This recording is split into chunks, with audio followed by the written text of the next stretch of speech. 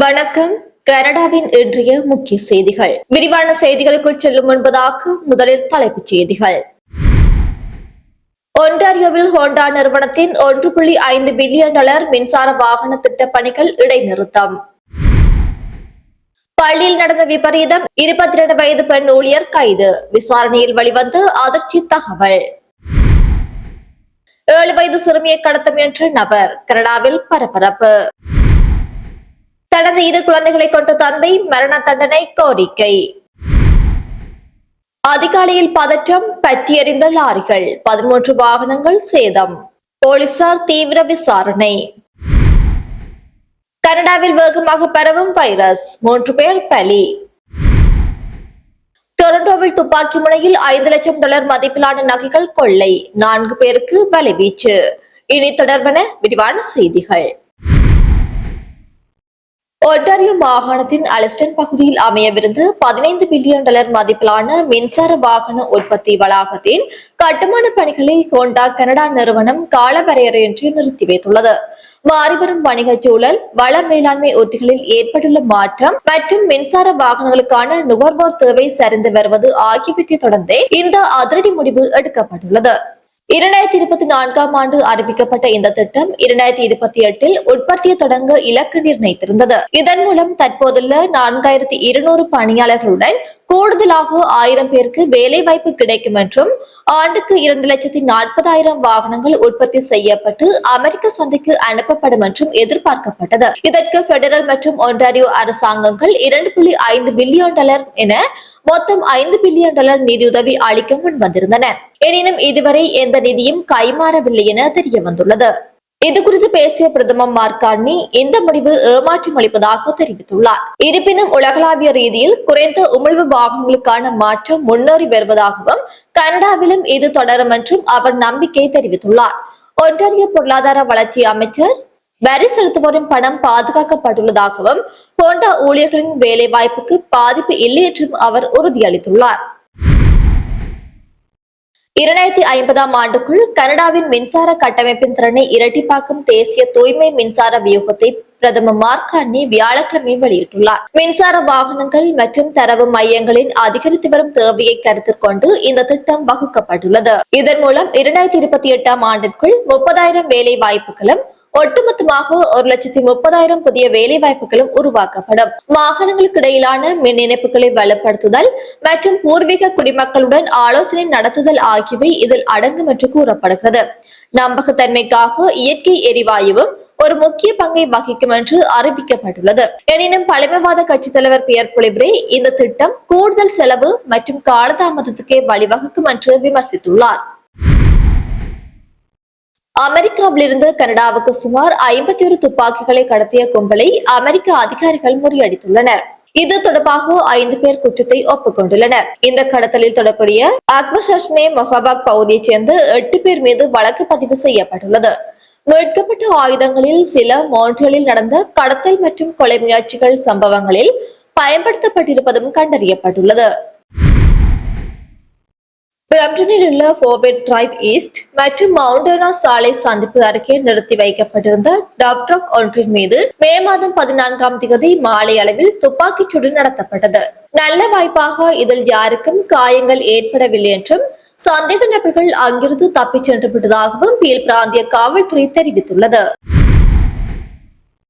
ஒன்டாரியோவின் வான் பகுதியில் ஒரு வீட்டின் வெளியே சுட்டுக் கொல்லப்பட்டவர்கள் 49 வயதுடைய பார்க்வாலர் காசியாடோ என்றும், மற்றவர் 34 வயதுடைய கிறிஸ்டியன் பெல்சிட்டோ என அடையாளம் காணப்பட்டுள்ளனர். இது ஒரு திட்டமிடப்பட்ட தாக்குதல் என காவல்துறை கருதுகிறது.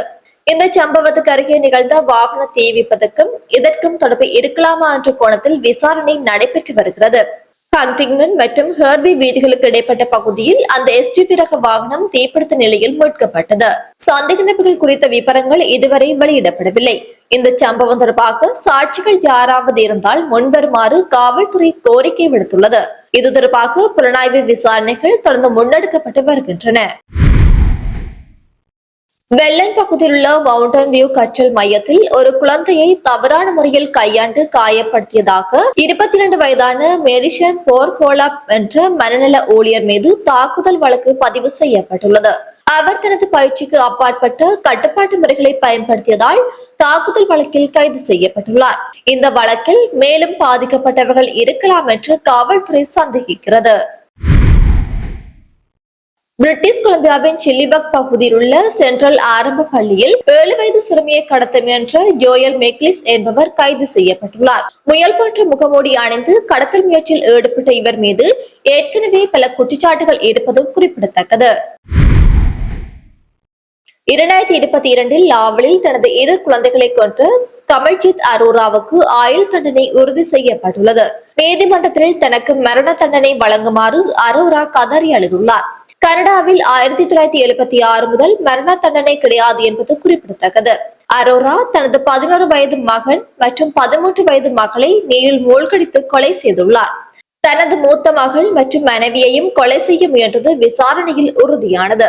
மன அழுத்தம் மற்றும் கவலை காரணமாகத்தான் இதை செய்ததாகவும் தனக்கு எதுவும் நினைவில் என்றும் அரோரா வாதிட்டுள்ளார். கனடாவின் அஜெக்ஸ் பகுதியில் போதையில் பள்ளி பேருந்தை திருடிச் சென்று மெக்டொனால்ட்ஸ் உணவகத்தின் தடுப்புச்சுவரில் மோதி விபத்தை ஏற்படுத்திய 38 வயது நபர் ஒருவரை டர்ஹம் பிராந்திய காவல்துறையினர் கைது செய்துள்ளனர்.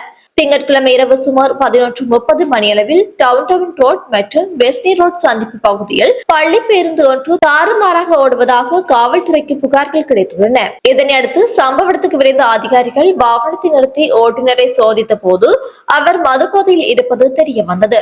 இதனைத் தொடர்ந்து அவர் எந்தவித எதிர்ப்புமின்றி கைது செய்யப்பட்டார்.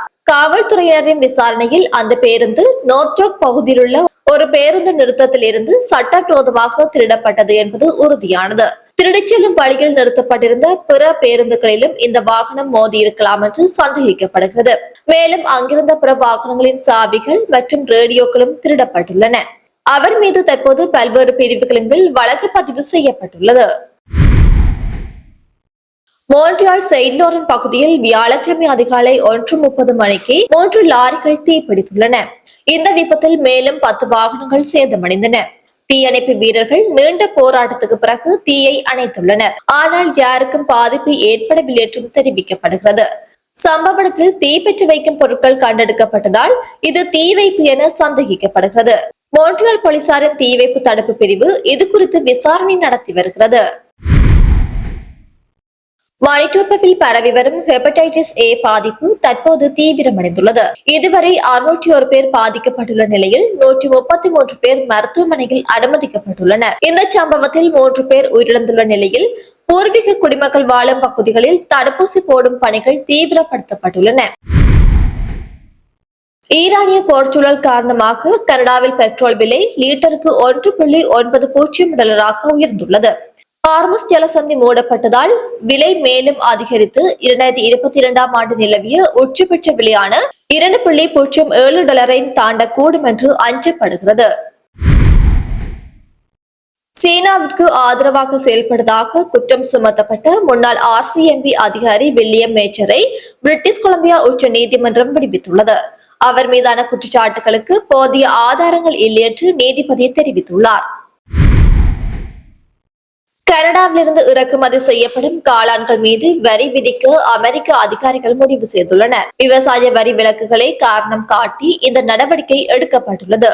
இது இரு நாடுகளுக்கும் இடையிலான வர்த்தக பூசலை அதிகப்படுத்தியுள்ளது. டொரண்டோ நகரின் ஸ்பைடானா அவென்யூ மற்றும் பிரம்லர் பொலிவர்ட் சந்திப்பில் துணிகர கொள்ளையொன்று நடைபெற்றுள்ளது. ஓரமாக நிறுத்தப்பட்டிருந்த வாகனத்தை அணுகிய முகமூடி அணிந்த 4 நபர்கள் உள்ளே இருந்தவர்களை துப்பாக்கி முனையில் மிரட்டி சுமார் $5 லட்சம் மதிப்பிலான நகைகளை பறித்து சென்றுள்ளனர். இந்த சம்பவத்தில் பாதிக்கப்பட்ட ஒருவருக்கு சிறு காயங்கள் ஏற்பட்டுள்ளன. கொள்ளையர்கள் திருடப்பட்ட உரிம தகடு கொண்ட நீல நிற நிசான்ட்ரோ காரில் தப்பிச் சென்றுள்ளனர். சிசிடிவி காட்சிகளை வெளியிட்டுள்ள காவல்துறையினர் தகவல் தெரிந்தவர்களை தொடர்பு கொள்ளுமாறு கோரியுள்ளனர். டொரண்டோவின் பார்க்சைட் டிரைவ் பகுதியில் தானியங்கி வேக கட்டுப்பாட்டு கேமராக்களை போர்ட் அரசாங்கம் நீக்கிய பிறகு அதிவேகமாக செல்லும் வாகனங்களின் எண்ணிக்கை 235% அதிகரித்துள்ளதாக சேஃப் பார்க்சைட் அமைப்பு தெரிவித்துள்ளது. 2026 ஜனவரி முதல் ஏப்ரல் வரை 60 கிலோமீட்டர் வேகத்துக்கு மேல் சென்ற வாகனங்களின் தரவுகளை 2025 ஆண்டுடன் ஒப்பிட்டு இந்த முடிவு அறிவிக்கப்பட்டுள்ளது. பிரீமியர் டக்ஃபோர்ட் இந்த கேமராக்களை பணப்பறிப்பு என்று கூறி தடை செய்து அதற்கு பதில் வேக தடைகளை அறிமுகப்படுத்தினார். ஆனால் முன்பு 70,000 டிக்கெட்டுகள் மற்றும் $7.5 மில்லியன் அபராதம் வசூலிக்கப்பட்ட இந்த இடத்தில் தற்போது அபராதம் இல்லாததால் பாதுகாப்பு கேள்விக்குறியாகியுள்ளதாக சமூக ஆர்வலர்கள் கவலை தெரிவித்துள்ளனர். மேல்ஸ்பீடில் உள்ள முன்னோடி பியோனியர் எரிபொருள் நிலையத்தில் கடந்த புதன்கிழமை பிற்பகல் 2:44 மணியளவில் எரிபொருள் திருட்டு மற்றும் விபத்து சம்பவம் ஒன்று இடம்பெற்றுள்ளது. கருப்பு நிற போர்ட் ரக SUV வாகனம் ஒன்றில் வந்த நபர் எரிபொருளுக்கு பணம் செலுத்தாமல் தப்பிச் செல்ல முயன்றுள்ளார். இதனை தடுக்க முயன்ற நிலைய ஊழியர் மீது வாகனம் மோதியதில் அவர் பலத்த காயமடைந்தார். காயமடைந்த ஊழியர் டொரண்டோ அதிர்ச்சி சிகிச்சை மையத்துக்கு விமானம் மூலம் கொண்டு செல்லப்பட்டார். சம்பந்தப்பட்ட வாகனத்தில் 233 DST மற்றும் அதன் ட்ரெய்லரில் 521 DTB ஆகிய திருடப்பட்ட உரிம தகடுகள் இருந்துள்ளன. இதுகுறித்து தகவல் தெரிந்தவர்கள் 1888-310-1122 எண்ணில் டப்ளின் OPP பிரிவை தொடர்பு கொள்ளுமாறு கேட்டுக் கொள்ளப்படுகிறார்கள். இத்துடன் இன்றைய நாளுக்கான செய்திகள் முடிவடைகின்றன. மேலும் தொடர்ந்து செய்திகளை பெற்றுக் கொள்வதற்கு நம்முடைய சேனலை சப்ஸ்கிரைப் பண்ணி இணைந்திருங்கள்.